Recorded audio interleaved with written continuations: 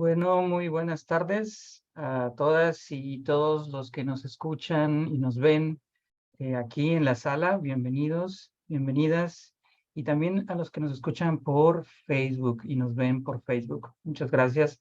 Bienvenidos a este espacio de seminario de investigación educativa que, como ustedes saben, es un espacio muy importante para el instituto en el que se presentan diferentes investigaciones, tanto de nacionales como regionales, nacionales y también internacionales, como es el caso de hoy, que vamos a tener el gusto de presentarles a la doctora Macarena Romero con la investigación, con la presentación de la investigación Jóvenes del Río Paraná y sus islas, experiencias formativas entre el trabajo y el estudio. Bueno, ustedes saben cuál es la dinámica de este espacio. Se trata de que la doctora nos presente su investigación aproximadamente una hora y luego habrá un espacio para preguntas o comentarios. Entonces, para que vayan preparando sus comentarios para la doctora. Bueno, quiero comentarles que, como les decía, este espacio es para todo tipo de investigaciones, pero me da gusto presentar precisamente por ser una investigación desde la perspectiva de la antropología de la educación, que me parece que bastante rica para dar a conocer lo que sucede en diferentes aspectos educativos. Bueno, introduzco a la doctora Macarena. Es licenciada en antropológicas por la Universidad Nacional de Rosario. Es doctora en estudios sociales de América Latina por la Universidad Nacional de Córdoba. Es docente en nivel universitario, grado y posgrado. Es docente también en cátedras de carreras de profesorado y en la licenciatura en antropología de la Facultad de Humanidades y Artes de la Universidad Nacional de Rosario. Dicta seminarios de posgrado en la Universidad Nacional de Rosario y en la Universidad Nacional de Córdoba. Es becaria postdoctoral del Consejo Nacional de Investigaciones Científicas y Técnicas, el CONICET de Argentina. Participa de redes de investigación nacionales e internacionales, codirige tesis de grado en distintas universidades. Publicó artículos en revistas académicas y en libros de compilación especializada. Sus áreas de trabajo remiten a los procesos de integración, inclusión educativa en espacios rurales y urbanos, focalizando en los últimos años en las experiencias formativas de jóvenes entre el trabajo, el estudio, el contexto isleño del delta del Paraná en vinculación con espacios urbanos. Y una de sus publicaciones más recientes es el artículo en coautoría que se titula Jóvenes en la mira, instituciones, políticas educativas y estrategias de las familias en espacios sociales rurales isleños del litoral en Argentina. Y bueno, sin más, damos la bienvenida a la doctora Macarena, Maki, como le decimos. Adelante, Maki. Hola, ¿qué tal? Bueno, buenas tardes acá en Argentina. Agradezco muchísimo la invitación, gracias Juan. Y bueno, hoy vengo a contar un poco lo que fue mi tesis doctoral y este pasaje que estoy haciendo, ¿sí? Porque recientemente empecé la beca postdoctoral. Así que bueno, hay ciertos matices, ¿no?, entre lo que fue la investigación para la tesis doctoral y esta nueva presentación que hice al Consejo Nacional de Ciencias, CONICET, acá en Argentina. Así que, bueno, sin más preámbulo, voy a compartir pantalla y voy a iniciar en mi presentación. Cualquier duda o consulta, desde ya que pueden abrir el micrófono e interrumpirme. No hay ningún problema. No quiero dar nada por sentado y entiendo de que a veces los paisajes fundamentalmente que estamos describiendo pueden ser distintos, disímiles a como lo están comprendiendo o como los pueden imaginar ustedes del otro lado de la pantalla, al igual que quizás algunas cuestiones del sistema educativo argentino, que por ahí tienen nombres distintos, ¿sí? Que en México, particularmente yo voy a hablar de lo que es la escolarización primaria, que abarca desde el primer grado, digamos, al séptimo grado, y el pasaje que realizan jóvenes a la escuela secundaria, que la escuela secundaria abarca, digamos, desde el primer año hasta el quinto, ¿sí? O en algunas provincias, porque bueno, Argentina tiene un sistema educativo que está, o sea, si bien hay un ministerio de educación que es nacional, ¿sí? Después cada provincia genera sus adecuaciones, entonces yo particularmente voy a hablar de dos provincias que entran en la jurisdicción del río Paraná, que es la zona donde se realiza el trabajo de campo. Esas provincias son Santa Fe y Entre Ríos. La provincia de Entre Ríos tiene en la escolaridad primaria hasta el sexto grado, mientras que la provincia de Santa Fe tiene hasta el séptimo grado, ¿sí? En lo que es la primaria. Y en la secundaria, la provincia de Entre Ríos tiene desde el primer año hasta el sexto, mientras que la provincia de Santa Fe tiene del primer año al quinto año, ¿sí? Y ahí se equiparan, ¿no? La periodicidad del tiempo. Esto que yo llamo escuela secundaria, acá te voy a pedir ayuda, Juan, forma parte de lo que en México es considerado el bachillerato, ¿sí? Y también el nivel medio, ¿verdad? Sí, es correcto. Sí, nosotros tenemos 6 de primaria, 3 de secundaria y 3 de bachillerato. Ujú. Ahí va, tal Sí, cual. Entonces, bueno, estamos hablando aproximadamente de jóvenes entre 10, 11, 12 años, ¿sí? Y bueno, ya a lo largo de la presentación también vamos a ver por qué esta categoría de jóvenes que, bueno, o podrían también haber sido interpretadas como infancias, ¿no? Así que bueno, sin mucho más preámbulo que este, voy a compartir pantalla. Ustedes díganme, por favor, si se ve bien. ahí va. Ahí va. Bien, Listo. perfecto. Bueno, lo que están viendo en este momento, voy a ocultar acá, es la portada de la tesis doctoral, que se denominó Políticas Públicas, Instituciones y Sujetos, experiencias formativas de jóvenes en el pasaje del primario al secundario en un contexto isleño. ¿Sí? Yo lo que les voy a ir contando acá tiene que ver un poco con la estructura de la tesis, el problema de investigación, cómo voy entendiendo las experiencias formativas como categoría y el pasaje, ¿sí?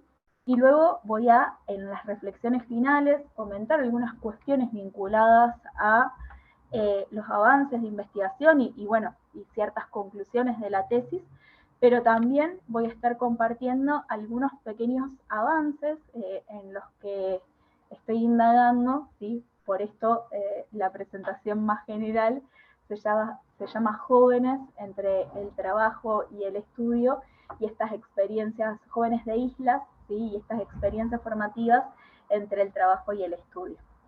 Bueno, esto, ¿sí? Que podemos ver en esta fotografía, es el río Paraná, ¿sí? El río Paraná es un río que comienza en Brasil y tiene su desembocadura en el río de la Plata, ¿sí? Y a la altura de lo que es la ciudad de Rosario, que es lo que podemos ver acá a la derecha, ¿sí? Que es el continente, tiene un ancho de 70 kilómetros, es decir, entre la localidad de Rosario y la localidad de Victoria, que es la otra parte continental, ¿sí? Hay toda una serie de islas móviles y de río que va cambiando en su fisionomía y en sus movimientos, porque tiene característica de humedal, ¿sí? Que tiene un ancho de 70 kilómetros. ¿Sí? Podemos imaginar que este río es bueno, es uno de hecho de los más grandes, de los más anchos eh, del mundo, ¿no? Y particularmente yo, la investigación que realizo se da entre la ciudad de Rosario y la ciudad de Victoria, ¿sí? En estas islas móviles que tienen distintas inundabilidades, dependiendo de la época del año o dependiendo también los contextos de lluvia o si hay un momento de ciclo de la niña o del niño, ¿sí?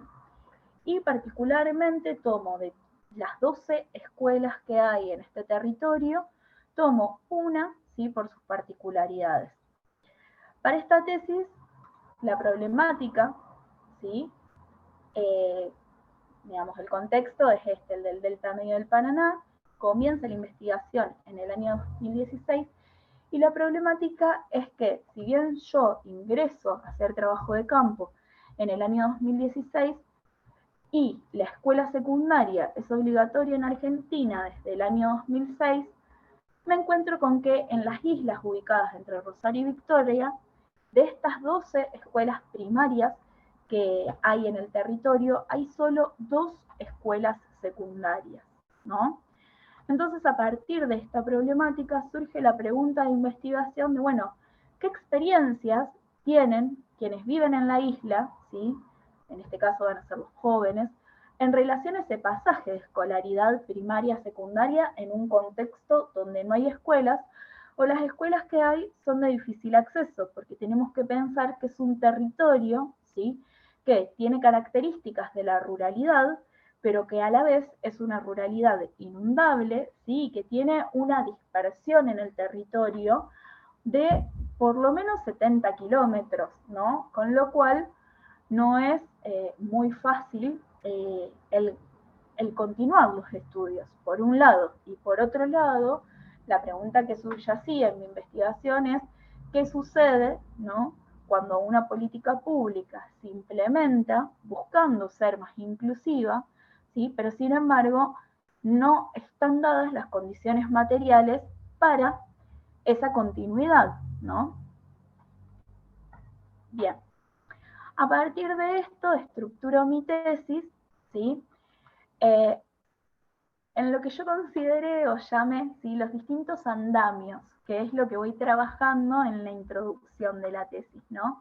Ahí planteo los objetivos, algo respecto de los antecedentes y algunas categorías, la metodología que utilizo, ¿sí? Y decido hacer foco en una de las escuelas, bueno, porque tenía y presentaba características muy particulares que condensaban problemáticas de la población isleña general, ¿sí? Pero en una pequeña población que me permitía no solo pensar en una escala amplia y general, sino poder comprender, ¿sí? Desde lo particular, en profundidad, cuáles son las estrategias que tejen los sujetos, ¿sí? en este contexto, en esta realidad social que yo quería observar. El objetivo, ¿sí? Que está muy vinculado a la tesis, yo solo le voy a leer el objetivo general, era poder analizar las experiencias formativas de jóvenes isleños en el pasaje de la escuela primaria a la escuela secundaria, en los cruces de las relaciones familiares, laborales y escolares. El foco estaba concretamente puesto en estas personas que estaban terminando el 7º grado y que tenían que realizar su pasaje, ¿sí? A la escuela secundaria, para ver, digamos, cómo es que articulaban estas experiencias escolares, ¿sí? Pero que las trascendían, ¿no? Porque finalmente hablamos de experiencias formativas porque entendemos lo educativo en un sentido amplio que trasciende, ¿sí? Lo estrictamente escolar e incluye aquello que tiene que ver con esas relaciones que se tejen a nivel de lo familiar, del trabajo, ¿sí? Y de los distintos ámbitos que estas juventudes van transitando. El trabajo de campo, como les comentaba, ¿sí? Tiene registros desde el año 2016 al año 2021. Estas escuelas, como yo les comentaba, tienen características de ruralidad, por lo cual decido seguir a 3 estudiantes, que son los 3 que finalizaban el 7º grado, y realizo entrevistas también con las familias, con las docentes, hay entrevistas en profundidad, registros y observaciones, hay registros fotográficos que son los que van a ir viendo, digamos, a lo largo de esta presentación y que fueron utilizados a lo largo de la tesis porque algo que para mí fue interesante o importante fue poder articular, ¿sí?, la dialéctica de la palabra con la dialéctica de la imagen, y así como está, digamos, el recurso de la escritura, para la escritura de la tesis, también utilicé la estrategia de poder ver los registros fotográficos que yo había generado a lo largo de todo el trabajo de campo y poder ordenarlo, ¿sí?, así como se ordena el trabajo de campo en general, poder también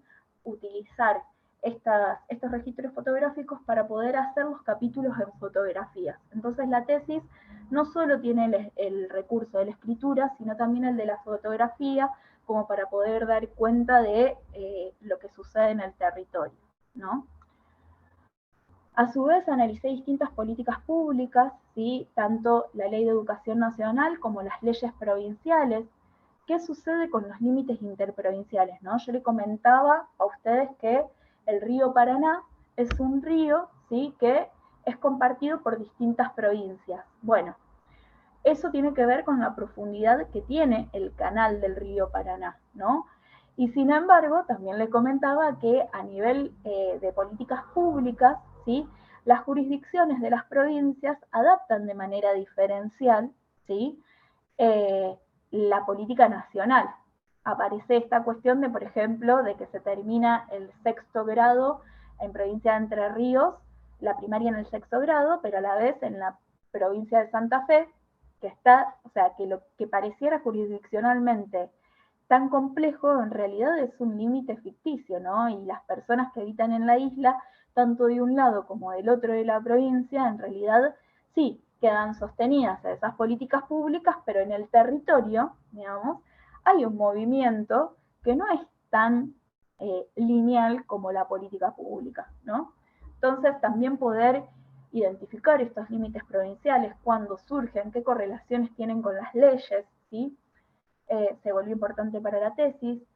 Bueno, se analizó documentación oficial, programas de urbanización y planos urbanos de la ciudad de Rosario, ¿sí?, porque se volvió importante ver el vínculo que había, ¿sí?, con la ciudad de Rosario, pese a que la mayoría de las islas pertenecen a provincia de Entre Ríos.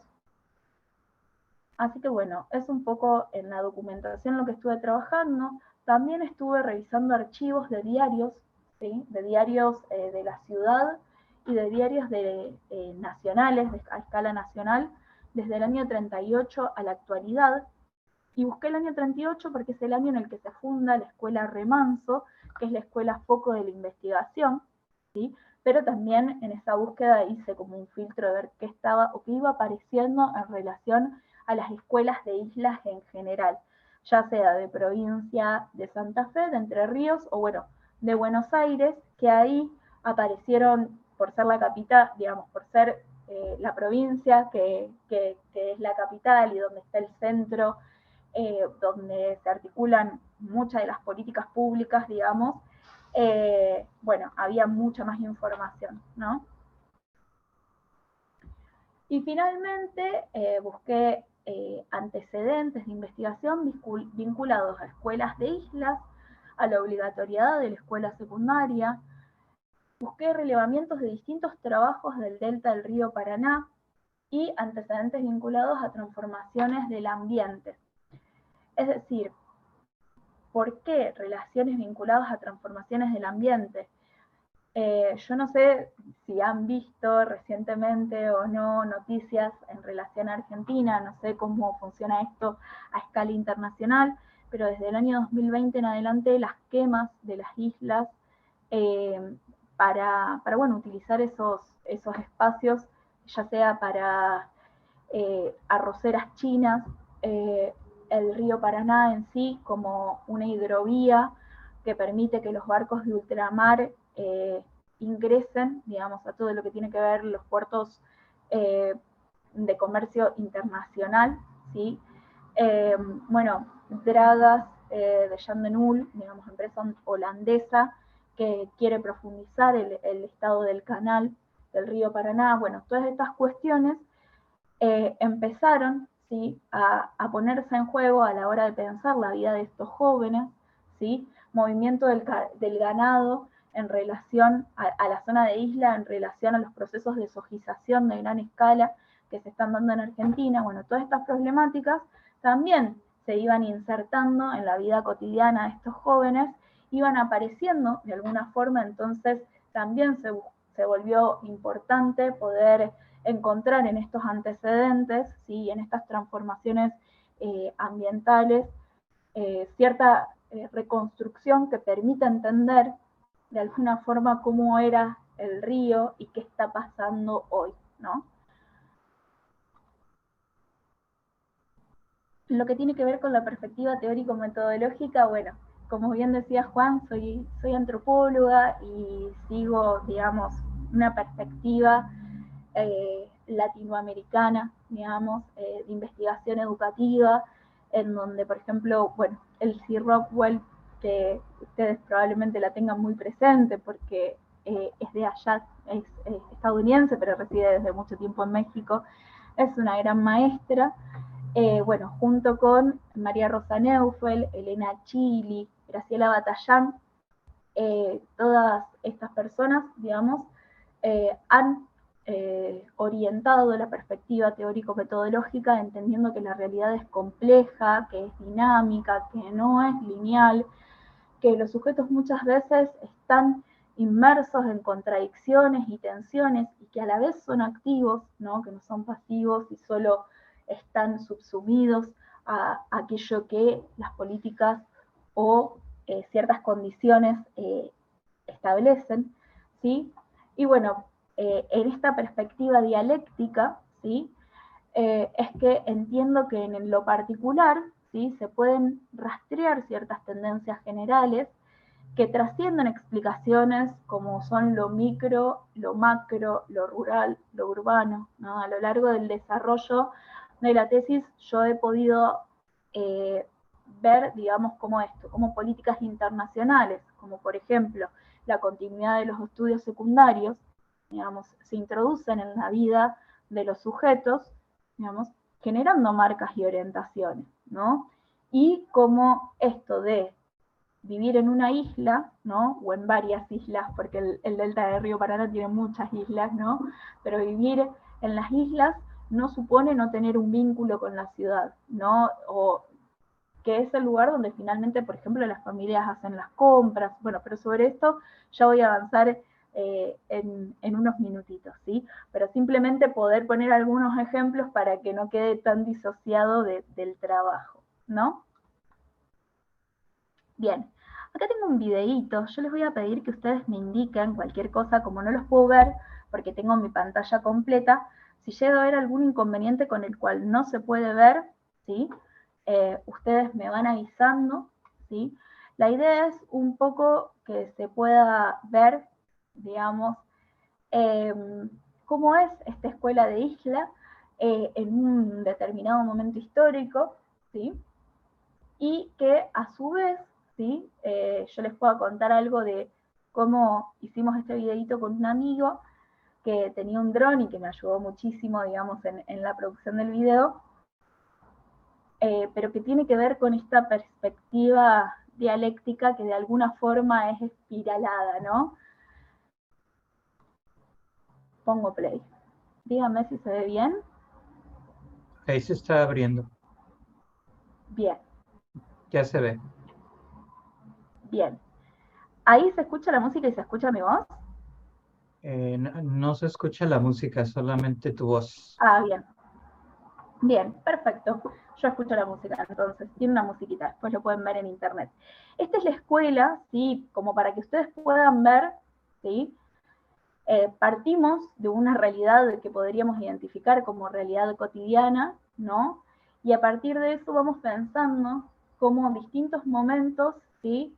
Como distintos cortes, como distintas dimensiones van a, que trascienden lo escolar, ¿sí? Van generando condiciones, ¿no? Como por ejemplo, la primera que podemos ver en este video es la condición de ruralidad inundable, ¿no? Esto que yo les comentaba, para que ustedes se den una idea, este video fue realizado en un momento donde el río estaba en un nivel normal, no había creciente ni había bajante, ¿sí? Y fíjense cómo son las condiciones, ¿no? Y las características. Podemos ver pequeñas lagunas internas, ¿sí? Podemos ver el Gran Canal acá, ¿no? Y podemos ir viendo cómo hay espacios de conectividad y espacios donde la conectividad entre las islas se va perdiendo, ¿no? Esto, como para que ustedes se den una idea de la distancia de la ciudad de Rosario que nos queda en esta imagen acá de la derecha, es un traslado de 10 minutos en lancha, ¿no? Entonces, ¿cómo hago para cerrar esto? Les pido disculpas. Creo que tengo que pasar ahí. Perfecto. Entonces, bueno, ahí conocieron la escuela Remanso. No, la que sigue. Ahora les voy a contar un poquito, ¿sí? Cómo fui estructurando la tesis, que tiene 4 capítulos, ¿sí? Y, bueno, me parecía muy interesante, esta es parte de la fotografía, del trabajo de campo, estaban volviendo de la escuela, en realidad, pero me parece muy interesante algo que tiene que ver con esto de romper ciertas dicotomías, ¿no?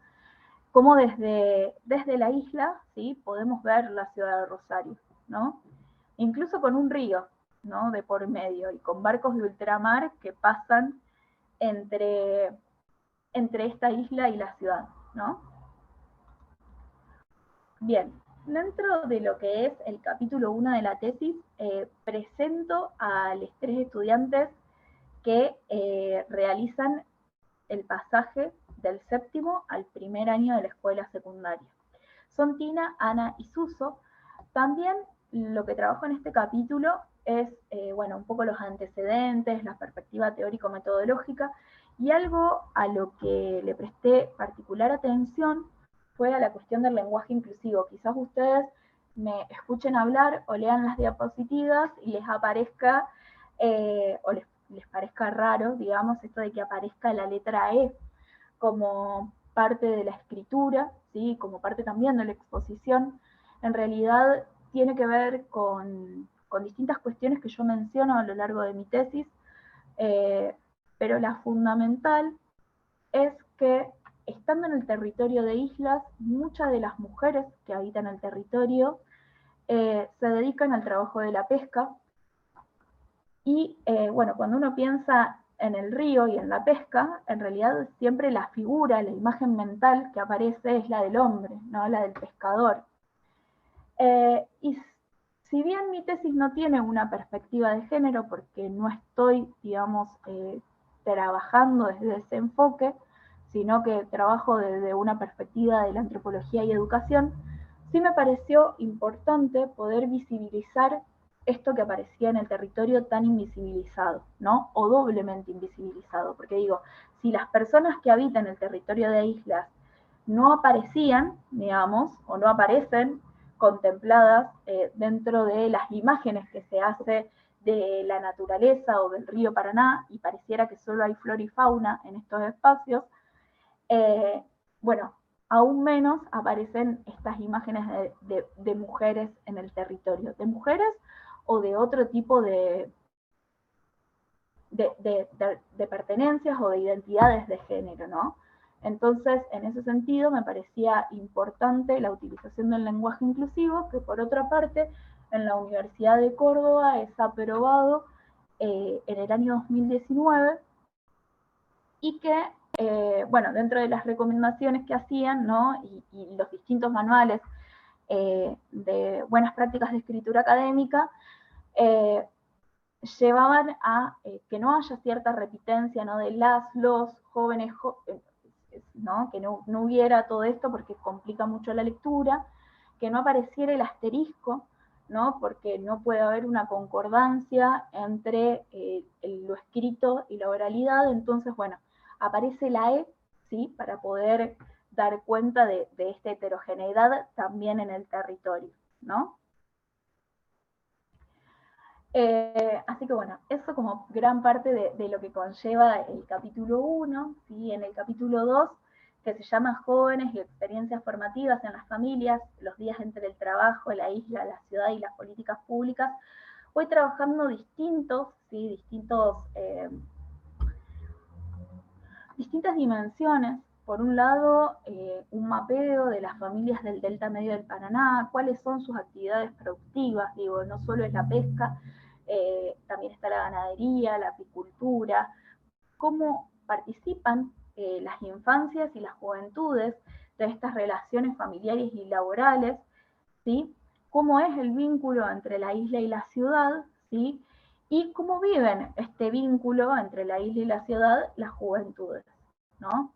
Entonces, en relación a, digamos, un poco la vida cotidiana y cómo es las familias, bueno, algo que aparecía como fundamental también es la vivienda, ¿sí? La vivienda siempre está sobreelevada en altura, ¿sí? Porque si bien esto es un momento donde el río no está alto, puede haber momentos en que el agua llegue a esta altura de las casas. Algo que aparecía en la escuela y que me parecía extremadamente llamativo es que cuando se les pedía a la gente de nivel inicial, a las infancias de nivel inicial, que dibujaran una casa, lo primero que dibujan es la escalera, ¿no? Porque la escalera es lo que permite el acceso al hogar, y el amarre de la embarcación cercano en momentos de creciente del río Paraná. O sea, tenemos que pensar que hay momentos en los que todo esto, donde acá hay una pileta, no hay un patio de juego, es simplemente agua, y bueno, y la familia y la vida se desarrolla en este espacio, ¿no? Otra cosa que me llamó muchísimo la atención fue la forma de construcción, y que es la de la chapa, ¿sí? Y eso tiene que ver con también los momentos de crecida del río, ¿sí? Y de bajante permite este tipo de construcción, que se pueda apuntalar la vivienda de manera más sencilla, y que la chapa lo que permite es que no se pierda, ¿sí? Que no se eche a perder en sí el material con el que está hecha la construcción. O en el caso de que se eche a perder, bueno, es mucho más económico de reemplazar que ladrillos, ¿no? Que otro tipo de materiales. Entonces, eso me pareció interesante destacar, ¿sí? Acá estamos viendo momentos de crecida, ¿no? Esto que yo les decía, bueno, hay momentos en donde el acceso a la casa, digamos, más allá de que hay un nivel de 2 metros, digamos, la vida cotidiana se desarrolla en un espacio, digamos, bastante reducido. Bueno, esto tiene que ver también con cómo en momento de creciente se organiza el trabajo, ¿sí? Y también el espacio de ocio y el espacio de compartir con la familia, ¿no? Por otro lado, algo de lo que fui identificando a lo largo del trabajo es que desde muy pequeños las infancias y las juventudes están acostumbradas a colaborar en las tareas del hogar, como puede pasar en cualquier ámbito urbano, ¿no? Nada más que esas tareas del hogar a veces tienen que ver con cómo el grupo doméstico o la familia se organiza, ¿no? Darle de comer a los animales, si se tiene animales, cuidar la huerta, bueno, salir a pescar, ¿no? Muchas familias, por cómo se organizan los horarios de pesca y por la cantidad de tránsito que tiene el río Paraná, muchas veces salen a pescar de noche, que es cuando el río está más calmo, y bueno, eso supone que a veces las infancias no tengan un adulto a cargo que pueda quedar en el hogar, porque salen padre y madre a realizar las tareas de la pesca, entonces acompañan en la embarcación, muchas veces hasta duermen en las embarcaciones, ¿no? O si ya hay algún hermano o hermana que sea un poco más grande, que esté entre los 10, 11, 12 años, empiezan a participar de esas tareas de cuidado de los hermanos más pequeños, ¿no? O incluso se queda la madre y esa persona de 10, 11, 12 años sale a pescar y acompaña al padre, ¿no?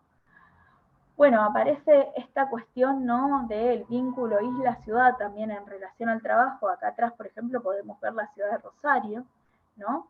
Y podemos ver cómo hasta los insumos que se necesitan para la refrigeración y el cuidado, ¿sí?, de la producción de lo que se pesca, eh, se consigue en la ciudad de Rosario, ¿no?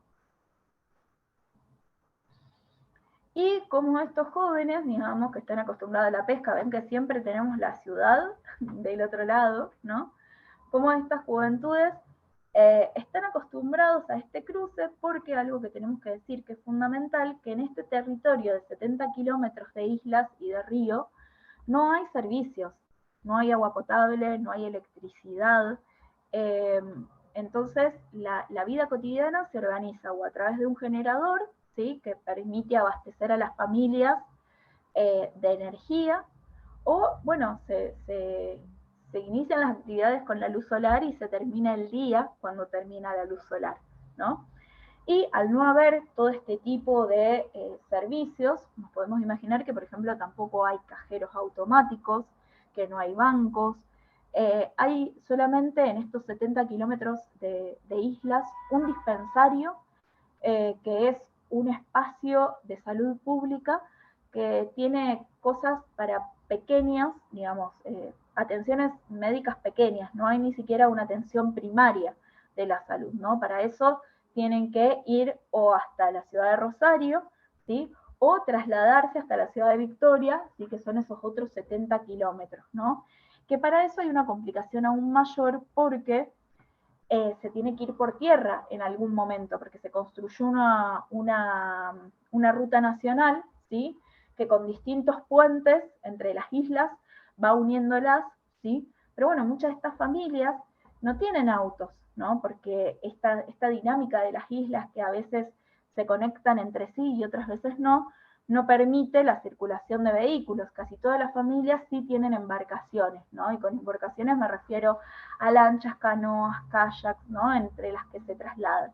Y muchas veces estas familias lo que hacen es, para conseguir insumos, ¿sí?, hacer compras de supermercado, conseguir agua potable, si es que están en una época donde hay poca lluvia y no pueden recolectarla, se organizan para ir hasta la ciudad, ¿sí?, y el traslado de ida y vuelta, ¿no?, comparten una misma lancha, como para no generar tantos gastos, ¿sí?, en nafta por el precio elevado que tiene el combustible.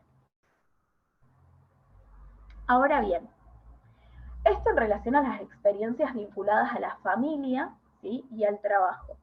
¿Con qué me encontraba yo cuando estaba en la escuela, ¿no? Entonces el capítulo 3 se llama Jóvenes y experiencias formativas intergeneracionales en la escuela primaria.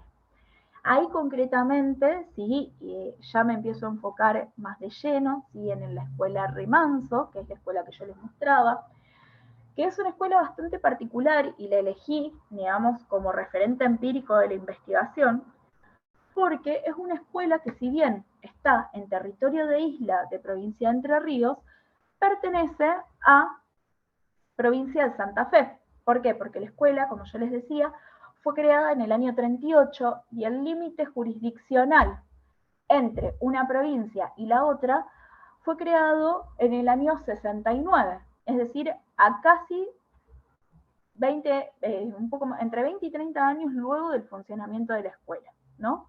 Entonces, ¿qué pasa? Cuando se tiene que tomar la decisión de qué se hace con la escuela, Ministerio de Educación de Provincia de Entre Ríos dice que no podía hacerse cargo de esa escuela, que iban a cerrarla, y Ministerio de Provincia de Santa Fe dice, bueno, nosotros en realidad estas tierras en las que está esta escuela le pertenecen a Provincia de Santa Fe porque fueron expropiadas, ahora lo vamos a ver un poquito más adelante. Entonces tejieron un acuerdo en el cual, como esas tierras eran del Ministerio de Educación de Provincia de Santa Fe, esas 10 hectáreas, entonces seguía funcionando, ¿sí?, bajo la normativa del Ministerio de Educación de Provincia de Santa Fe, pero estando en un territorio que pertenece a Provincia de Entre Ríos. Entonces ahí es súper interesante porque se empiezan a ver cuáles son los vínculos entre la escuela y las familias, ¿sí?, y también entre los jóvenes y esta escuela primaria que están habitando, ¿no? Dentro de lo que son las escuelas de islas, yo les puedo comentar acá, si tienen para anotar, les recomiendo, pueden buscar un documental que está en YouTube, que se llama Ideas Firmes, Escuelas Flotantes. Las escuelas flotantes son lo que esta imagen muestra, son literalmente barcos de escuela que se van trasladando, ¿sí?, entre las distintas islas, dependiendo de las actividades económicas que tienen las familias del territorio. Es decir, como es un territorio que tiene distintas inundabilidades y a veces hay que correr el ganado, ¿sí? Las familias tienen cierto circuito, ¿sí? Cierto territorio por el que se van desplazando. Entonces, conforme las familias se desplazan, la escuela se desplaza. Tiene particularidades súper interesantes, pero bueno, como no forma parte del foco de esta investigación y no me quiero distraer porque se me va a pasar la hora muy, muy rápido, les recomiendo, si les interesa poder conocer esta iniciativa que surge en el año 2013, que puedan buscar, porque bueno, como bien le decía, de estas 12 escuelas, solamente 2 son edificios estructurales, ¿sí? Edificios de escuela como lo que podemos ver en una ciudad, mientras que el resto forma parte de esta modalidad, ¿no? De las escuelas flotantes, ¿sí? Perdón, me confundí, solo 3. Bien, la otra, ¿sí? Son este tipo de escuelas, ¿sí? Que se las llaman escuelas estructurales. Acá estamos viendo una que es primaria y secundaria, y esta de acá es solo primaria, ¿sí? Y es la escuela Remanso. Esto que yo les contaba, ¿no? De la escuela santafesina en territorio entrerriano, como ustedes pueden ver, la ciudad igual engaña un poco la fotografía, porque la verdad es que piensa en la dimensión que tiene este río, que pareciera cortito, ¿no? En relación al video que les mostraba al principio, ¿no? Cómo esa superficie de agua, bueno, en realidad es mucho más amplia de lo que la visión permite, pero es impresionante cómo los edificios, sí, se pueden ver. Y en esto es muy interesante el proceso de esta escuela, ¿sí? Porque tiene docentes que cruzan de manera cotidiana de la ciudad de Rosario a la isla, ¿sí? Y también lo que tiene de interesante es que para que pudiera seguir siendo parte del sistema santafesino, ¿sí? De educación, la incluyeron en el mapa educativo, ¿sí? Como una escuela urbana en contexto marginal. Se pueden imaginar, ¿no? Y ya vamos a ver con el desarrollo de estas diapositivas, cómo esta denominación hace que las estrategias que se pueden pensar, ¿sí? Para la continuidad de la escuela secundaria, de alguna forma reproduzcan condiciones de exclusión, ¿no? Y muchas dificultades para continuar los estudios secundarios. Porque bueno, no cualquier escuela está atravesada por un río de 48 metros de profundidad donde cruzan barcos de alta mar, ¿sí? Y donde hay un río, ¿no? Fundamentalmente. Ahora bien, las relaciones escuela-familia, yo les contaba que esta escuela fue creada en el año 38, ¿sí? Y esto fue un proceso muy interesante, pido disculpas. Fue un proceso muy interesante porque en ese momento había a nivel nacional, ¿sí? Todo un sistema de poder pensar la integralidad de la vivienda, la salud y la educación en Argentina. Se crea en el periodo del peronismo, ¿sí? O sea, si bien es previo al peronismo en sí, sí se da lo que es la expropiación de esas 10 hectáreas, ¿sí? Que acá podemos ver. Bueno, este mapita acá, podemos ver aquí abajo, ¿sí? La ciudad de Rosario. Esta es la isla, una de las islas que está enfrente, ¿no? Hoy por hoy podemos ver que el puente o los puentes que van uniendo la ruta nacional van por este costado, ¿sí? Llegan hasta la localidad de Victoria. Esto es lo que yo les digo, que tiene 70 kilómetros de ancho, ¿sí? Y fue pensado, o sea, ya sabiendo en el año 48 que todas estas islas eran móviles y que el río cambia sus movimientos y sus cursos de agua y sus zonas inundables, se tejieron desde la ciudad de Rosario puntos de fuga, ¿sí? Que van marcando y que se cruzan en el territorio y permiten, ¿sí? O sea, que por más de que cambie el nivel del agua y la inundabilidad y el territorio, siempre va a haber 10 hectáreas, ¿sí?, en las que las familias pueden vivir, ¿no? Y es interesante también lo que sucede en ese momento, porque lo que se invita es a las familias que tengan hijos en etapa escolar, que tengan ganas de realizar la escuela primaria, que vayan a vivir al territorio de la escuela, que vayan a vivir dentro de esas 10 hectáreas, ¿sí?, que pertenecen al Ministerio de Educación. Bueno, súper interesante esto, porque lo que empieza a suceder es que las familias empiezan a participar de la creación de la escuela, colaborando con el docente, digamos, que inicia la escuela, en la construcción de la misma, ¿sí? Entonces podemos ver distintos documentos ministeriales, ¿sí? Pero también podemos ver, ay, perdón, me pasé sin querer, pero también podemos ver cómo la cooperadora de la escuela, ¿sí?, empieza a tener la potestad para permitir o para otorgar permisos de habitar, ¿sí?, el territorio. Entonces, como las mismas familias empiezan a tener cierto manejo comunal del territorio, ¿no?, de esas 10 hectáreas. A su vez, dentro de lo que tiene que ver con la escuela primaria, ¿sí?, podemos ver que los jóvenes tienen distintas, y las infancias tienen distintas actividades que se desarrollan no solo dentro del aula, sino también fuera, utilizando distintos espacios de la escuela. Trabajar en momentos que hace mucho calor, ¿sí?, fuera del salón de clases, ¿sí?, no dentro. En invierno se utiliza mucho más el salón. Se realizan tareas, ¿sí?, de huerta, de actividades, ¿sí?, vinculadas a la carpintería. Se realizan limpiezas de la costa, ¿bien?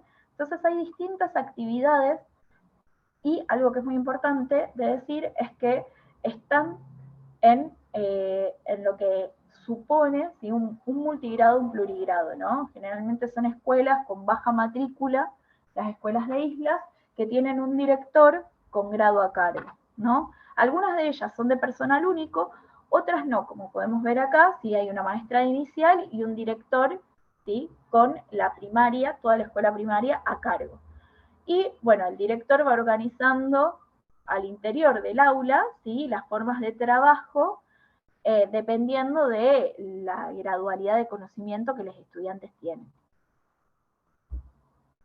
Ahora bien, en el capítulo 4 de la tesis, ¿sí?, yo trabajo qué sucede con las experiencias formativas del pasaje, ¿no? Eso que a mí me preocupaba, que era esos días que suceden entre la escuela primaria y la secundaria, ¿no? El vivir de Tina, Ana y Suso este séptimo grado, ¿sí?, y ese momento que se acerca, donde tiene un hito, digamos, de cierre, un rito de cierre, que es la entrega de libretas y el fin de año, ¿sí?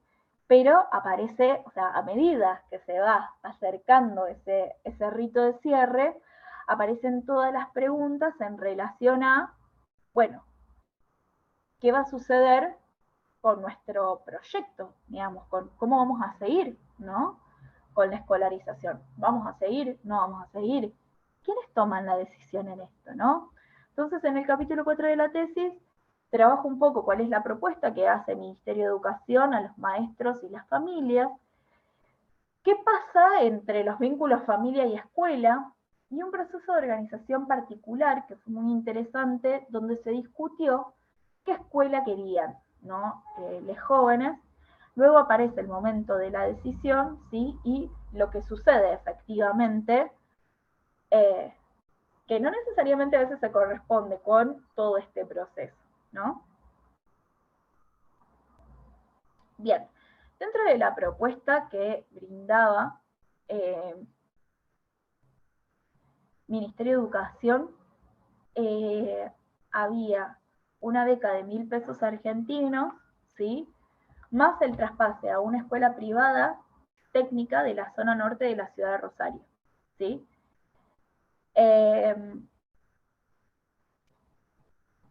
Hay algo importante que tiene que ser dicho, que es que vieron que yo todo el tiempo le menciono lo cercano que se ve la ciudad. Esa parte de la ciudad es la zona norte, y como bien yo les decía, Ministerio de Educación tiene una gran complicación a la hora de poder pensar, ¿sí?, estrategias, porque como la escuela figura como urbana en un contexto marginal, lo que puede tejer tiene que ver con otras escuelas de la zona norte de la ciudad, ¿sí?, pero que no contemplan, o sea, no pueden justificar un cruce de un río, ¿sí? No pueden contemplar ir de una ruralidad a una urbanidad, ¿no? Precisamente porque la escuela es urbana, ¿no? Entonces, estos 1.000 pesos argentinos, para que ustedes se den una idea, era un aproximado de 50 dólares, 50 o 80 dólares, en su momento, estamos hablando del año 2017, mensuales para nafta, cuando un cruce, o sea, una ida y una vuelta, tenía el valor de 250 pesos. Es decir, en pesos argentinos, esta beca que se estaba dando, que en términos de pasaje de colectivo alcanzaba para un mes, en realidad para cruzar en lancha hasta la ciudad, suponía 4 cruces, cuando 4 días de cruces, digamos, cuando en realidad los días escolares dentro de un mes son mucho más que 4 días, ¿no? ¿Qué planteaban los docentes? ¿Sí? La postura de los docentes es que hubiera una bimodalidad, ¿no? Que de alguna forma se utilizara la estrategia que existe en Entre Ríos, ¿sí?, donde hay 2 escuelas secundarias en el territorio, ¿sí? Que ¿cómo es esa estrategia? Cruzan docentes, ¿sí? O sea, llegan docentes desde Victoria hasta las distintas islas, están una semana en la escuela, dejan tarea para la segunda semana que los estudiantes de secundaria realizan durante esa semana que no va a la escuela, la docente de secundaria con el director, ¿sí?, de la primaria, y a la semana siguiente retrabajan con la escuela secundaria, con la profe de escuela secundaria, ¿sí?, nuevamente en el salón. ¿Por qué se da esa articulación? Bueno, porque las docentes secundarias, ¿sí?, forman parte de una misma planta y que van alternando entre una escuela y la otra. Es decir, cuando están en la escuela Canito, no están en la escuela, bueno, no recuerdo el nombre que tenía en la tesis, pero en la otra escuela, digamos, y así van intercalando. Por otro lado, padres y madres, ¿sí?, empiezan a plantear que esa escuela secundaria tenía que ser en el territorio. Es decir, que se tenían que utilizar las instalaciones de la escuela primaria, ¿sí?, para que funcionara por la tarde la escuela secundaria. Ahora bien, ¿por qué las familias planteaban esto? Bueno, acá hay un vínculo que se teje entre familia y escuela, ¿sí?, excluyendo un poco al Ministerio de Educación de estas discusiones, ¿sí?, y pensando de que, bueno, ellos son quienes están en el territorio, ¿sí? Entonces empezaron a hacer reuniones de cooperadora escolar ampliadas, donde planteaban la dificultad, ¿no? O sea, hacía 10 años que la escuela secundaria había sido implementada a nivel nacional, y no tener una escuela secundaria hacía que las generaciones de madres y padres de los estudiantes que se estaban egresando en el año 2017 de Tina Ana y Suso, no hubieran podido terminar ya ellos la escuela secundaria, ¿no? Entonces ahí había relaciones intergeneracionales que se iban poniendo en juego, porque si bien cuando yo le preguntaba a Tina, Ana y Suso, bueno, ¿ustedes por qué quieren seguir en la escuela acá? Ellos planteaban, y porque están mis amistades, porque está mi familia, porque están la gente que yo conozco, el profe que yo ya conozco, porque tengo que llevar a mis hermanitos a la escuela, ¿no? Si bien ellos planteaban eso, desde los padres planteaban esta escuela secundaria en el territorio porque de alguna forma pensaban que si la escuela secundaria se hacía ahí, ellos quizás tenían posibilidad de terminar los estudios también, ¿no? A la par que sus hijos. Surge así esto de poder pensar qué escuela queremos y los distintos sentidos que se le empieza a dar a la escuela secundaria en el territorio, ¿no? A lo largo de todo el año 2017, 17 fueron variando las respuestas de Tina, Ana y Suso, ¿sí? Tina dudaba, o sea, Tina tiene una familia, bueno, con padres con consumos problemáticos de alcohol. Ella es una de 8 hermanos y es quien actualmente, es la mayor que actualmente vive en la vivienda, ¿sí? Entonces muchas veces se hace cargo de los hermanos más pequeños.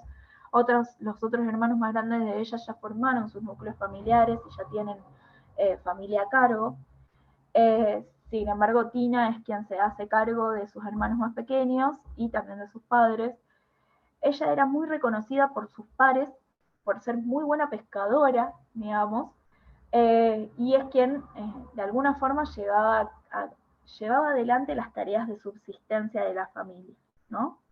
Entonces ella, de a momentos, pensaba que no iba a ser posible por todo lo que tenía que dejar en la isla, en el caso de tener que hacer estos cruces. De momentos pensaba que sí, que le resultaba interesante porque, bueno, tenía una tía que vivía en Rosario que la podía recibir.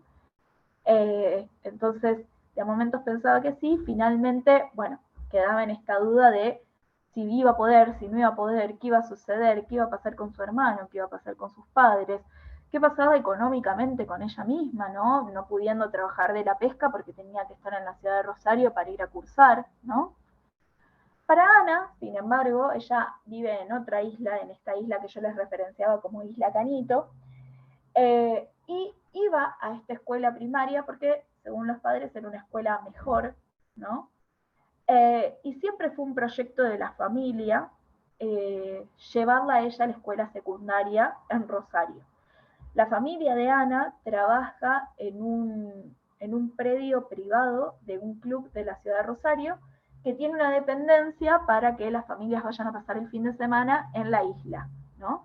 Entonces, parte del trabajo del papá de Ana es ir y venir constantemente entre la ciudad de Rosario y la isla con la lancha, y en ese sentido el padre de Ana no le representaba un problema ese cruce porque en realidad por sus propias tareas y por su trabajo ya lo hacía, ¿no? De manera constante. Entonces, siempre en un proyecto dentro de la familia de Ana y para Ana misma, ese cruce, ¿sí?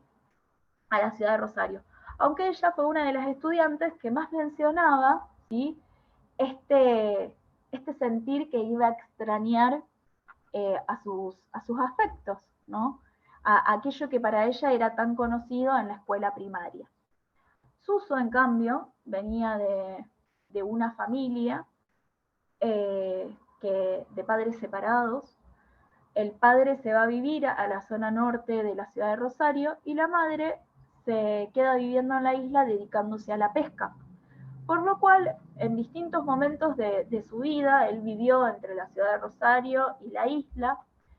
Él, a mediados de 7º grado, se pelea con su mamá y se va a vivir a la zona norte de la ciudad de Rosario, y el director de la escuela Remanso hace el traspaso de él a la escuela primaria en Rosario, por lo cual él ya tenía garantizada la continuidad del secundario allá, digamos. Sin embargo, lo que a él le pasaba es que siempre volvía a la escuela primaria en la isla, porque bueno, las abuelas, la abuela y la tía abuela eran cocineras de la escuela, ¿sí? A su vez, su bisabuelo había ayudado a construir la escuela y su abuelo había sido durante un largo periodo de tiempo el presidente de la cooperadora de la escuela. Entonces, constantemente, ¿no? Estaba vinculado a la escuela, siempre había sido para él un espacio, ¿no? Y lo seguía haciendo porque, bueno, le pasaba esto, ¿no? De ya no está en la escuela, pero sigo estando, ¿no? Iba a visitar, estaba en el comedor, iba a los actos escolares, ¿no? Participaba de las entregas de libreta, aunque estaba entre el público, ¿no? Como el director inclusive lo cargaba y le decía, parecía que te tenías que ir a la escuela de Rosario para tener mejor asistencia acá en la escuela de la isla, ¿no? Ese tipo de cosas sucedían con Suso. Entonces, para él, digamos, si bien ya estaba tejido ese pasaje de alguna forma, sí seguía volviendo constantemente a la escuela primaria, ¿no? Y en ese sentido, cuando pasaba, ¿no? Cuando participaba de las reuniones de cooperadora ampliada, parte de lo que él planteaba era de la importancia de que hubiera escuela secundaria, ¿no? Era como parte de la comunidad en ese sentido, ¿no? La defensa por la escuela en el territorio. Ahora, como yo les decía, ¿sí? El fin de año del séptimo grado lleva a estas decisiones de pasaje, ¿no? Acá podemos ver a los estudiantes y las familias. Entonces, para las reflexiones finales un poco de la tesis, ¿no? Parte de los aportes para mí de esta tesis fue poder mostrar desde estos jóvenes y de sus experiencias formativas cómo los contextos se introducen en la vida cotidiana, ¿no? Cómo constantemente las políticas públicas, las problemáticas ambientales, esto que constantemente yo mencionaba de barcos de ultramar cruzando un río, ¿no? Piensen lo que supone para una persona de 10, 11 años estar en una canoa y depender o de que alguien te cruce en lancha porque vos no tenés carnet de navegación y no tenés permiso, o de tener que cruzar remando, ¿sí? Eso que si bien en lancha serán 10 minutos, remando es media hora, 40 minutos, ¿no? Y teniendo que estar atento a esos cruces de buque de gran calado que van atravesando ese río, ¿no? Entonces, cómo esto se introduce en la vida y en la problemática y en lo que supone la continuidad, pero a la vez, ¿sí? Pude mostrar cómo se rompen ciertas dicotomías de micro-macro, rural-urbano, ¿sí? Para poder comprender estos procesos de escolarización, ¿no? Y a través de este seguimiento en profundidad de estos tres jóvenes, ¿sí? Y no de modo externo a ellos, pude ver cómo condiciones socioestructurales de una época están configurando, ¿sí? Condiciones de trabajo. Esto de, que yo les contaba un poco más en relación a esas vidas, a esas experiencias vitales de cada uno, de Tina, de Ana y de Suso, cómo van marcando, ¿sí? Esta condición en un contexto, ¿sí? Donde se generan relaciones y condiciones sociales de la vida familiar y de la vida escolar, ¿sí?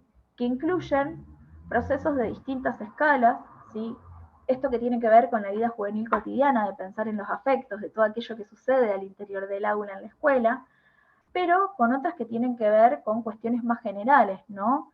Y que tienen que ver en parte con la transformación del territorio, pero también con las políticas públicas que generan marcas y orientaciones en la vida familiar, escolar y de las distintas generaciones isleñas. Yo, cuando hablaba con muchas de las madres en relación a esto de queremos una escuela secundaria acá, ellas lo que planteaban es, hoy por hoy hasta para ser cajera de supermercado, te exigen tener el título secundario, ¿no? Entonces, como una política pública que viene bajada, ¿sí? Desde el BID, desde políticas internacionales, ¿no? Por los cuales los países latinoamericanos reciben, ¿sí? A nivel internacional ciertos subsidios con los cuales se mantienen, ¿sí? Las políticas, los ministerios de educación, ¿no? Como eso, llevado y donde realmente es interesante poder pensar la continuidad de los estudios, ¿no? Porque pareciera inclusivo y pareciera que puede generar mayores condiciones, ¿no? Para la vida adulta, como cuando eso no va acompañado de condiciones materiales, en este caso, construcción de escuelas en territorios considerados inhóspitos o deshabitados, ¿sí? Cómo genera una doble exclusión, porque no se permite la continuidad del estudio, o sea, hay un derecho que está siendo vulnerado, que es el derecho a la educación, pero a la vez, a la hora de insertarse en el mercado laboral, quedan en un nivel de desigualdad por no tener ese título secundario, ¿no? Entonces los trabajos a los que pueden acceder son trabajos de condiciones que no generan condiciones de vida, ¿no? Terminan trabajando de trapitos, terminan trabajando, trapitos se le dice a los cuidacoches acá en Argentina, mil disculpas, terminan trabajando como obreros de la construcción, ¿no? Y sin posibilidades muchas veces de generar eso, una inserción, por ejemplo, en un trabajo en blanco, con obra social, ¿no? O muchas veces incluso quedan trabajando en la pesca, en el cuidado de ganado, en la apicultura, ¿sí? Pero siempre en condiciones de subordinación, ¿no? Entonces, bueno, mi tesis termina, como ya les decía, hice trabajo de campo hasta 2021, y en 2020 viene la pandemia, ¿no? Nos encontró la pandemia. En marzo, acá en Argentina, se da un cerramiento, se dan normas ASPO-DISPO, que duran bastante. La verdad es que tuvimos un periodo bastante extendido, donde solo podían circular personas que pudieran, que fueran consideradas esenciales, ¿sí? Y esta extensión, bueno, supuso la pregunta y mi vínculo con el territorio de decir, bueno, ¿qué está sucediendo en las islas? Porque a la vez, digamos, que se dio la pandemia, sucedió y continúa sucediendo una bajante extraordinaria del río Paraná, donde llegó a estar a alturas de medición de menos 20 centímetros de altura normal del río. Recuerden que yo les dije que tenía 48 metros de profundidad, entonces imagínense que si hubo momentos en el que llegó al menos, muchas de las islas se convirtieron en terreno, en tierra rasa, ¿no? Y eso generó muchos incendios, muchos focos intencionales y avances de la construcción inmobiliaria en búsqueda de estos espacios verdes, ¿no? Esta plusvalía verde que suelen llamar los ecologismos, ¿no? Los nuevos ecologismos o los ecologismos del sur. Entonces, bueno, mi pregunta es, ¿qué está pasando con Tina, Ana y Suso, que también ellos fueron avanzando, ¿no? En su escolaridad? ¿Y qué fue pasando con ellos? Y con las familias. Bueno, nos encontramos que Tina, para la pandemia, es mamá, ella formó familia. Tina había elegido continuar sus estudios secundarios en otra isla para poder llevar a su hermano.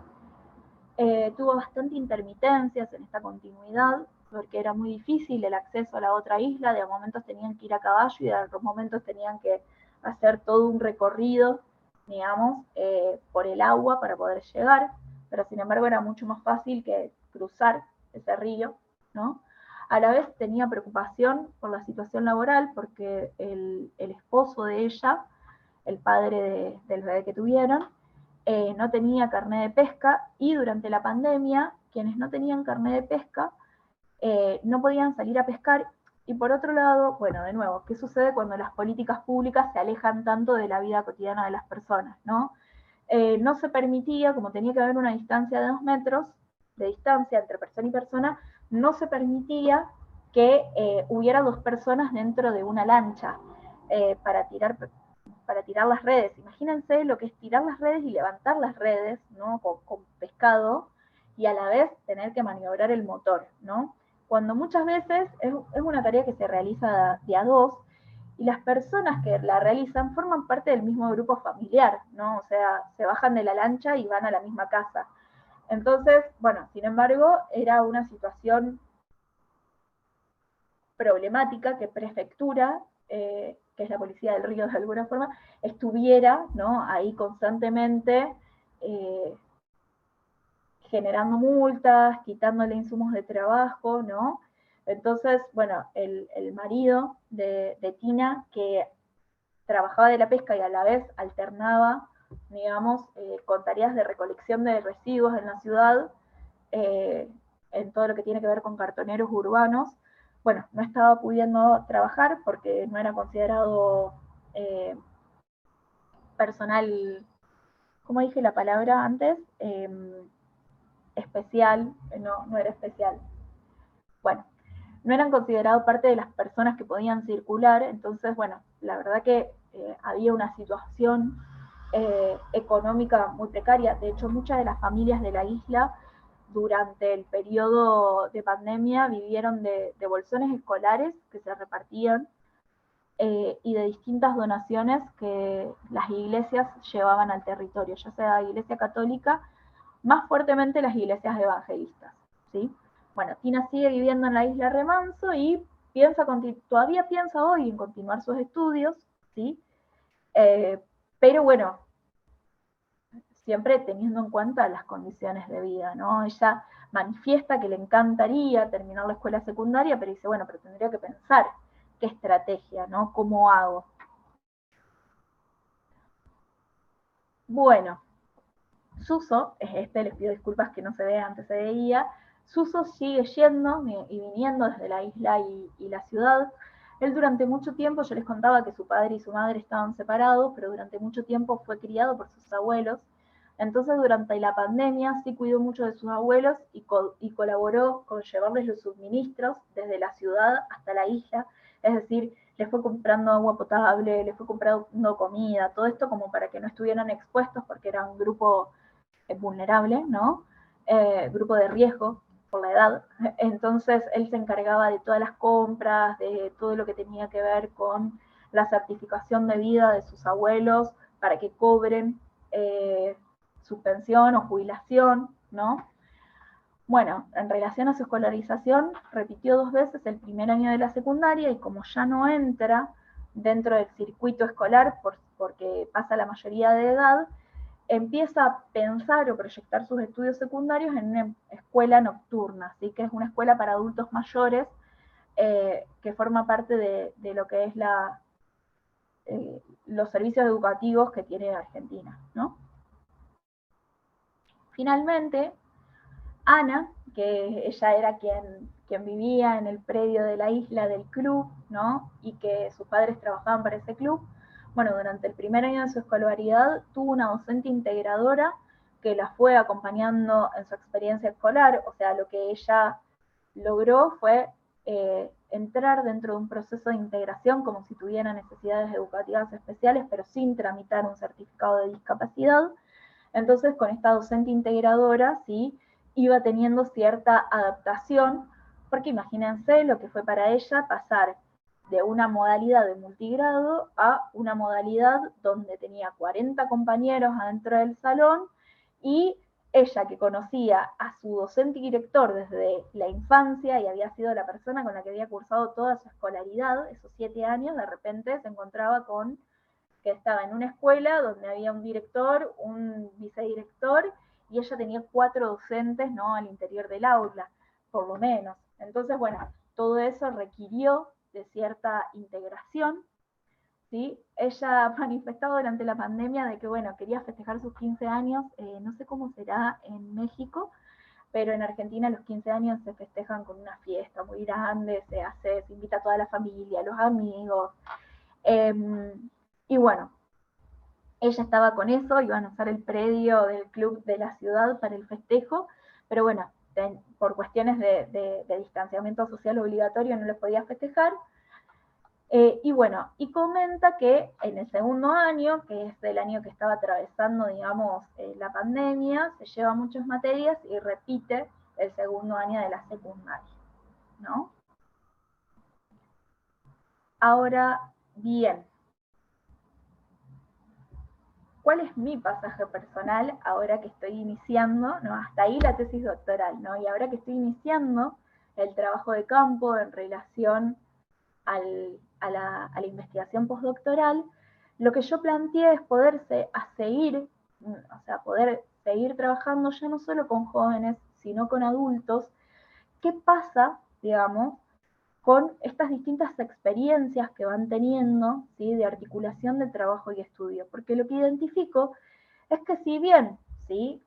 Hay un pasaje, digamos, que termina con la escuela primaria, ese pasaje, para la gente de la isla, no termina con ese fin de año del séptimo grado, ¿no? O del sexto grado, sino que constantemente se sigue pensando, ¿no?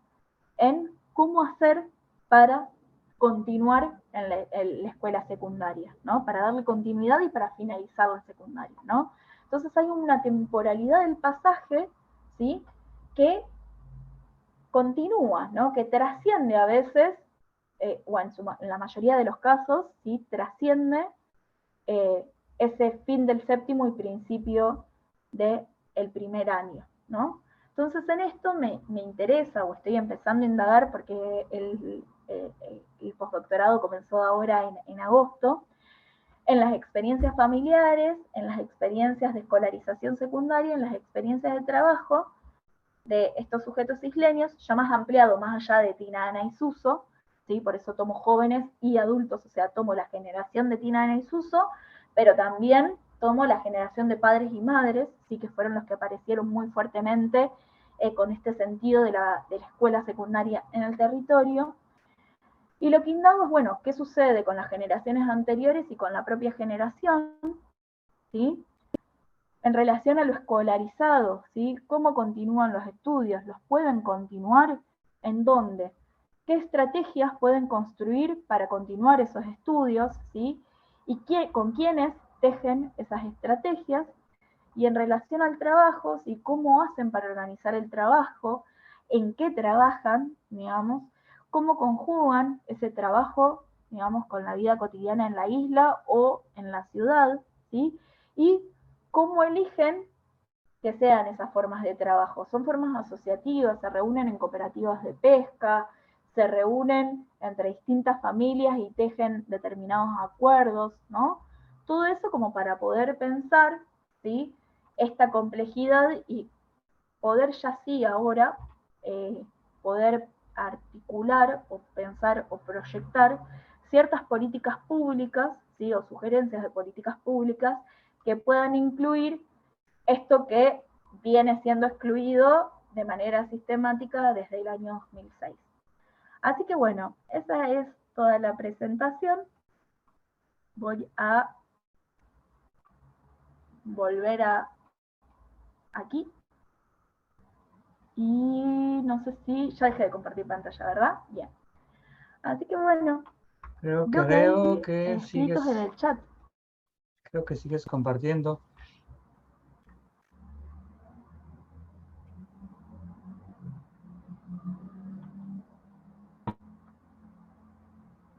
Creo que sigues compartiendo, Maki. Ah, sí. Ah, Sí, bien, a ver. ok, ahí, ya. Sí, Bien. pues muchas gracias, doctora Macarena Romero. Maki, sí, hay algunos comentarios en el chat de Mercedes Rosalía González. Mercedes, no sé si quieras tomar el micrófono para charlar con la doctora en lugar de leer tu texto. Sí, es que está un poquito larga la queja ahí. Hola, buenas tardes, Maki, profesor y compañeros. Bueno, lo que ponía ahí en el chat era que, pues, cuando veía las fotos y el video que enviabas, pues me llamó mucho la atención que hubiera personas habitando ahí, ¿no? Por las condiciones. Tú misma lo dijiste, que por los flujos del agua, las corrientes y demás, pues está en constante movimiento, ¿no? Me imagino acá, si de por sí la Ciudad de México, por ejemplo, tiene tantos problemas por la cuestión de los movimientos de las placas tectónicas y eso que no está exactamente en las placas. Entonces, cuando comentabas eso, pues me imaginaba, ¿no? Ese movimiento por debajo de la tierra.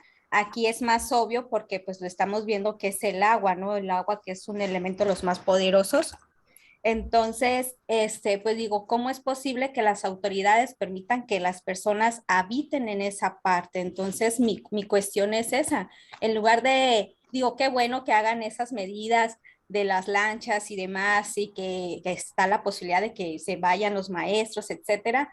Pero digo yo, pues la solución sería mejor a esas personas en una zona segura, proporcionarles una vivienda para que no, pues padezcan por todas esas situaciones, ¿no? Eso es lo más viable, digo, para qué se complican tanto la vida las autoridades. Este, entiendo que sí las personas tengan que ir allá a pescar, tanto hombres como mujeres, es admirable.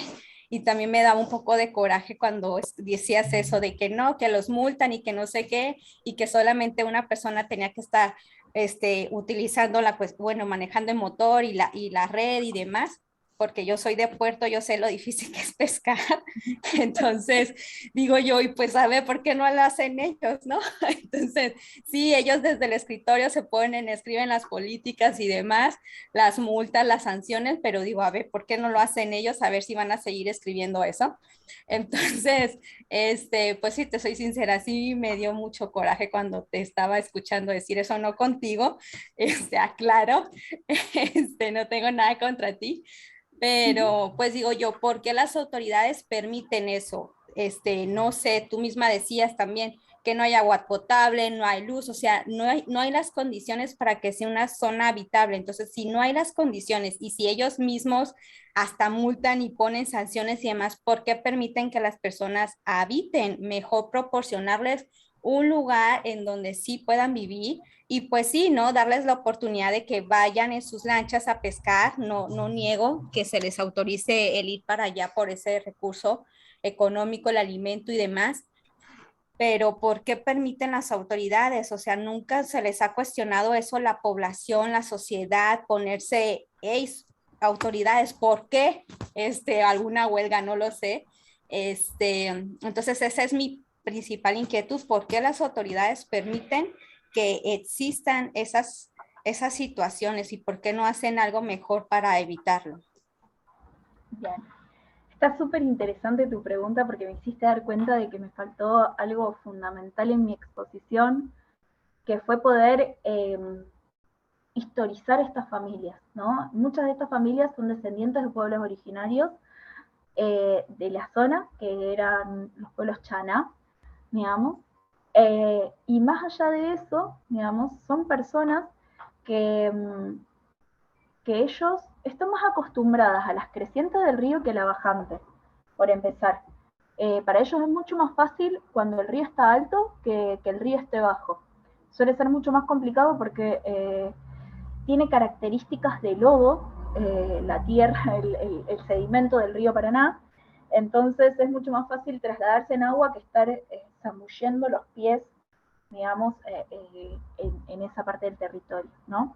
Aparte para ellos es mucho más fácil y ya tienen distintas técnicas y costumbres en relación al filtrado, limpieza del agua y uso del agua del río Paraná, con lo cual, por ejemplo, hay familias como la familia de Tina que tenía que hacer ahora en este momento de bajante extraordinaria del río Paraná y de pandemia 7 a 8 kilómetros con agua en la carretilla para llegar hasta la casa, ¿sí? Con agua. Cuando una de las cosas, de las políticas sanitarias más importantes que se mencionaban era el lavado de manos, ¿no? O la higiene. Entonces, todo eso por un lado, por otro lado, por un lado esta cuestión, ¿no? Están más acostumbrados a la creciente, porque aparte lo que ellos dicen es el agua limpia, ¿no? El agua regenera el territorio, el agua trae, digamos, una regeneración de la naturaleza, ¿no? Una regeneración del ciclo. Y tienen una concepción, ¿no? de la vida en la naturaleza, digamos, que se acerca muchísimo a sus antepasados, ¿no? Y a esta forma de convivir en el ambiente, con el ambiente, y esta cosmovisión que de alguna forma traen y tienen y hacen que subsista al día de hoy los pueblos originarios, ¿no? Por otro lado, todas las políticas de erradicación que ha habido, como hay un gran avance de las ciudades sobre las costas, digamos, la ciudad que no tiene una costa muy embellecida, digamos, dispuesta para el turismo, donde son grandes emprendimientos inmobiliarios y gente de muchos recursos los que pueden vivir en la costa, ¿sí? Cuando no hay eso, hay grandes puertos, ¿no? Y cerealeras, y entonces la relocalización de estas familias, cuando se ha hecho, digamos, ha sido lejana a las zonas del río, con lo cual las familias pierden, digamos, aquello que saben hacer, aquella salida laboral, digamos, inmediata, digamos, y que desde distintas generaciones vienen, ¿no? Atravesando. Por otro lado, está una cuestión y una disputa por la tenencia de la tierra, ¿no? Porque cuando hace tantas generaciones, digamos, generaciones preexistentes a límites interprovinciales, generaciones preexistentes a la generación de las ciudades, ¿no? Que vienen viviendo en estos territorios, hay un reconocimiento ahí, ¿no? Que se vuelve necesario por parte de las familias y que ellas se consideran isleñas y realmente no eligen, o sea, muchas, por más de que hacen este tránsito de ir y venir a la ciudad, reconocen que la forma de vida, ¿sí? tiene más calidad en la isla que en la ciudad, ¿no? Y mencionan como características los sonidos de la ciudad que apabullan, el ritmo de vida acelerado, ¿no? Entonces, y mencionan, acá en la isla vos tenés tiempo, escuchás el viento, escuchás los pájaros, tenés un aire más puro, ves el cielo, ¿no? Entonces empiezan a hablar en esos términos de calidad de vida. Por lo cual eligen, ¿no? Quedarse también ahí. No sé si más o menos respondo. Sí, pues bueno, entonces veo que tanto no es la cuestión de las autoridades, tal vez las autoridades ya han hecho la propuesta de reubicarlos como dices, pero pues están tercos, ¿no? De quedarse, entonces puede más, pues la cultura, la etnia, es la identidad, ¿no? Como tú dices, de mis antepasados, que veo que es lo que está pegando más, y pues bueno, si ellos se adaptan a ese estilo de vida, pues por más que se les diga, no se van a querer mover, ¿no? Pero qué bueno que ya me aclaras esto, porque digo, ¿cómo las autoridades permiten que las personas quieran, pues vivir ahí, ¿no? Y me recuerda algo que ocurrió acá, pues de donde yo soy de Mazatlán, hay una presa, Picachos, ¿no? Y fue un lío ahí de personas, de los ancianos que no se quisieron ir de ahí, no, es que yo aquí nací, aquí me voy a morir. Entonces, si pasa el agua y es un riesgo que se vaya a inundar, pues no es mi problema, pero yo aquí me quedo, ¿no? Entonces ya te estoy entendiendo. Que pues sí, pero bueno, ya me quedo un poquito más calmada y pues con esto, no sé si conoces a Bronfenbrenner, que él habla sobre la teoría ecológica, no sé si lo tengas tú tomando en cuenta, lo tengas tomando en cuenta porque habla de un macro, un micro, sistema. Entonces, pues estaría interesante, te digo, te paso el dato ese, a mí me gusta, bueno, he leído poco de su trabajo, pero por allá hay unas maestras en Colombia que trabajan esta teoría ecosistémica de Bronfenbrenner, y no sé si lo tengas contemplado o no, o con qué autores te estás basando, que sería mi otra interrogante, para Bien, ya darle no, la yo... voz a Brenda porque estoy abarcando mucho acá. No, no Gracias. hay problema. No, muchas gracias a vos, Mercedes. Mira, la verdad es que sinceramente estoy leyendo más teoría de lo que tiene que ver con antropología económica, McNiff, ecologismo de los pobres, deudas entre el norte y el sur global, poder pensar eso, cómo se estructura la economía, porque finalmente yo creo que tiene que ver con eso, ¿no? De cómo los países del sur global seguimos dependiendo, seguimos en condiciones estructurales de desigualdad, digo, eh, no dependiendo, sino en condiciones de desigualdad en términos gramscianos, ¿no? Eh, en relación a los países del norte. Pero no conozco a este autor que me mencionás, así que si me lo podés escribir en el chat, porque seguramente le voy a errar en cómo se escribe el nombre, te agradezco un montón porque, bueno, todo sirve, ¿no? Para seguir creciendo y aprendiendo más. No, sí, ahorita te lo pongo. Yo lo escuché pues en una exposición de educación especial ecosistémica. Entonces, como pues el tuyo estás hablando de las escuelas y demás, entonces él se enfoca a la teoría ecológica, pero en el ámbito académico, educativo, yo lo vi, ¿no? Entonces, por ahí creo que te podría servir ya que estás hablando de la cuestión de las escuelas y demás. Entonces, por eso Perfecto. fue que quise escuchar esta conversación, porque te digo, en aquella ocasión lo escuché de una doctora colombiana y me llamó la atención. Yo no sabía nada sobre esta teoría de Bronfenbrenner y dije yo, ay, a lo mejor ya es algo parecido, pero también está interesante tu trabajo, ¿no? Pero ahí te lo pongo ahorita por ahí, por en dado caso que te pueda servir. Dale, muchísimas gracias. De nada. Y ahora sí ya cedo la palabra. Bye. Adelante, Brenda. Hola, buenas tardes a todos.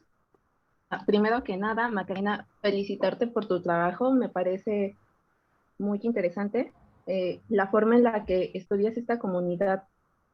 Digo, yo estuve trabajando en el CONAFE, que se encarga igual de atender a comunidades apartadas y es bien cierto que mucho tiene que ver con la cosmovisión que tienen los habitantes de ciertas regiones y el apego que tienen pues a sus modos de vida, ¿no? Las actividades económicas que están. Bueno, me parece muy importante que nos plantees esto desde otro país, porque aquí en lo nacional, o sea, sí hay esa clase de estudios, pero como que debería de dar, existir en mayor medida para incluir, ¿no? Y de esa manera poder incluir a esa población al momento de formular políticas eh, tanto educativas y sociales, o sea, que vayan a la par para que esa idea que se tiene funcione. Y bueno, eso es todo. Felicidades. Gracias, muchas gracias, Brenda. Vos sabés que me hiciste acordar algo más respecto de esta cuestión inclusiva. Durante la pandemia, aquí en Argentina, la educación fue durante casi la totalidad de 2 años virtual. Todo 2020 y gran parte de 2021 fue educación virtual. Y en este periodo de tiempo, lo que sucedió fue que muchas madres y padres de la isla se anotaron para hacer la escuela secundaria virtual y lograron conseguir sus títulos de escuela secundaria, ¿sí? Eh, por, por esto que la virtualidad dio, ¿no? Porque parte del Ministerio de Educación de Provincia de Santa Fe lo que hizo fue brindar antenas satelitales, ¿sí? Y bueno, y también hubo todo un servicio de WhatsApp, se estuvieron pagando varias plataformas, digamos, desde ministerios para esta virtualización de los estudios. Y si bien yo no niego de que en parte de esa virtualidad fue una ficción, porque de manera sistemática la docente siguió cruzando a la isla y muchas de las tareas se hacían en fotocopias y no sucedía la cuestión de la conexión, por lo menos en lo que tenía que ver con la escuela primaria. Sí, para poder continuar los estudios secundarios, los adultos de la comunidad se organizaron y lograron finalizar, ¿no? Entonces, me parece ahí también interesante poder volver con esas personas, con esos adultos, para ver, bueno, cómo esta continuidad, digamos, a través de la virtualidad, eh, fue una estrategia, ¿no? Y resultó de alguna forma. Claro, muchas gracias, doctora Macarena. Bueno, algunos comentarios en el chat. Además, bueno, Sonia comenta que le pareció muy interesante la ponencia. Muchas gracias. Vanessa nos dice muchas gracias, doctora Macarena, por compartir su trabajo de tesis en este espacio, lo cual enriquece nuestra visión en la investigación educativa desde la antropología. Saludos. También en el Facebook te saludan. Y bueno, yo quería eh, provocar para que en tu tesis tú dices que lo estás haciendo desde una perspectiva relacional, ¿no? Y que los mismos habitantes de las islas te empezaron a llamar la antropóloga de la escuela. Cuéntanos, por favor, cómo fue esa relación y cómo se fue transformando a través de los años, ¿no? Porque varios años de trabajo de campo y aún estás con ellos. Cuéntanos. Bien, sí, fue algo que no traje en la exposición porque quería como centrarme en el foco, digamos. Lo que sucedió fue que, bueno, uno nunca, o sea, la gente con la que yo trabajé nunca la concebí como, como sujeto de estudio, como objeto de estudio, ¿no? Sino que para mí, y en esto va lo relacional, ¿no? Son vínculos que se van tejiendo, ¿no? Son conocimientos, son saberes y prácticas que se ponen en juego y en acto, ¿no? Yo fui muchas veces a aprender de ellos, a preguntar con esta intención de conocer, pero también me encontré con que esta apertura del espacio, ¿sí? Decirme, bueno, sí, vení, conocé, te enseñamos, también de alguna forma tejió una demanda hacia mí, ¿no? Por ejemplo, el primero que me abrió esas puertas fue el director de la escuela, al que yo le dije, bueno, yo ya estuve haciendo todo este relevamiento, ya hice todos estos matepeos, ahora quiero que esto sea la escuela donde quiero trabajar. Y entonces él me dijo, sí, por supuesto, vení que podés venir a la escuela, cruzamos, te llevo, vamos en lancha.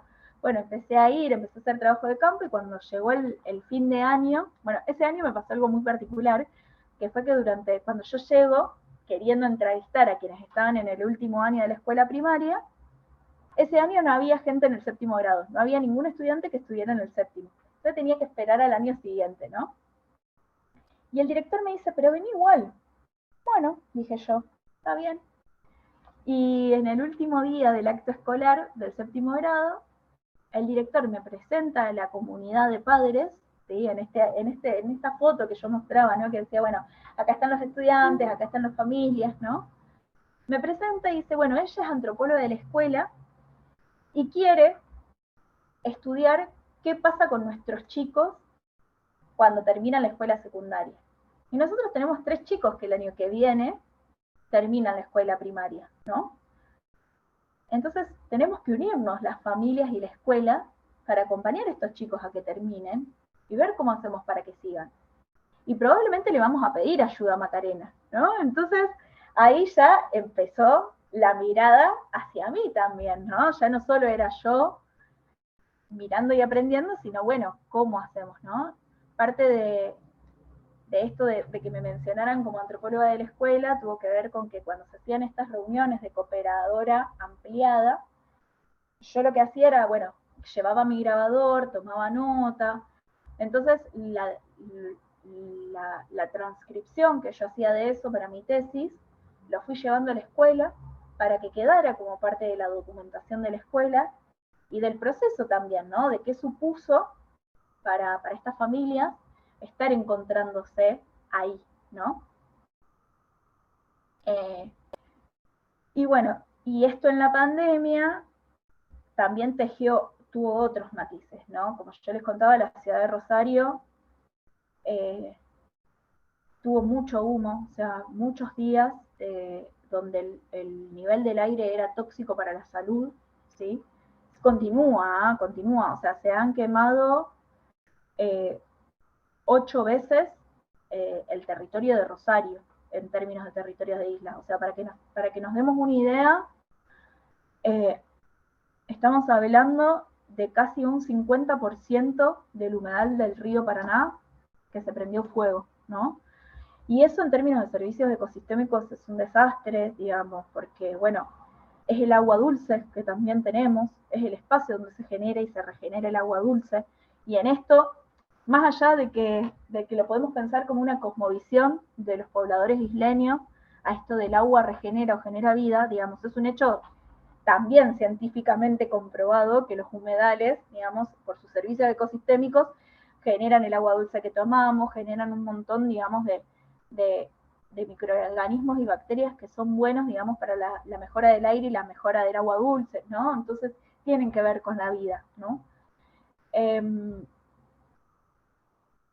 este gran contexto, digamos, de muchas manifestaciones en relación a que no se podía respirar y que estábamos en medio de una pandemia cuyas principales problemáticas eran las causas respiratorias, ¿no? Las afecciones respiratorias. Entonces hubo muchas manifestaciones, se organizaron manifestaciones con barbijos y con distancia y con muchos cuidados, pero en relación a estas quemas, ¿no? Y era muy gracioso porque en las noticias figuraba como que se mataban, o sea, cómo el humo afectaba a las personas que viven en la ciudad y en las islas afectaban al río Paraná, ¿no? A la flora y a la fauna.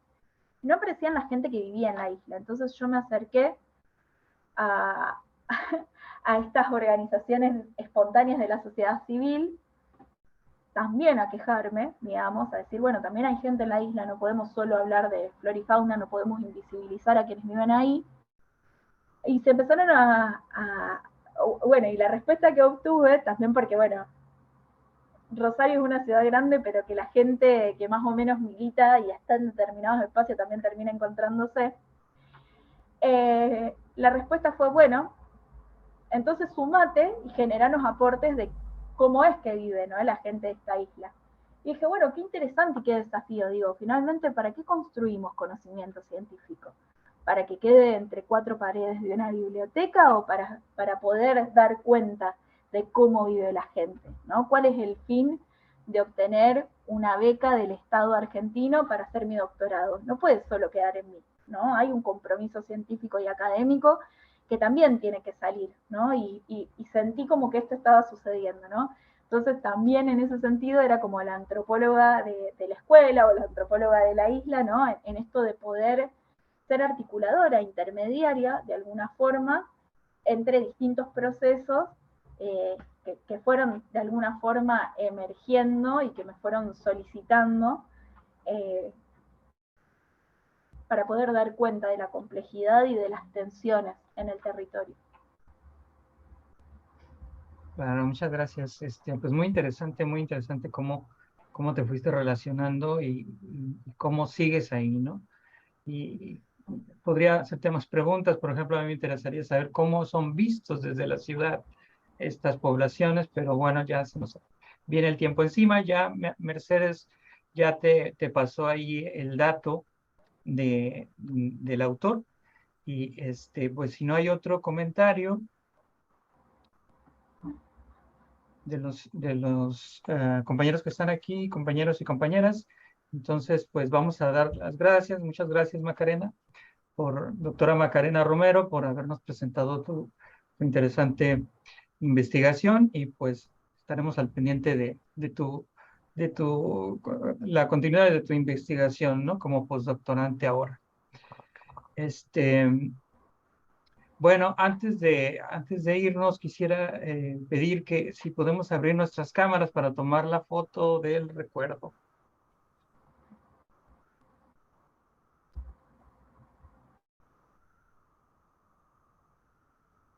Dejamos de transmitir en redes sociales. Gracias.